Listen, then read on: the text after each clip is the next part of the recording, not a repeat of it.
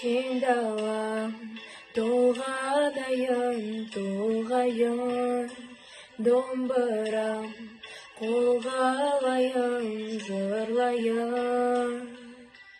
Қазағымның даласындай, көзімнің қарасындай, айналдым сені ата мекен-ай. Теңіздей тебірендім, тербедім, сапарда сағынышым сен мені.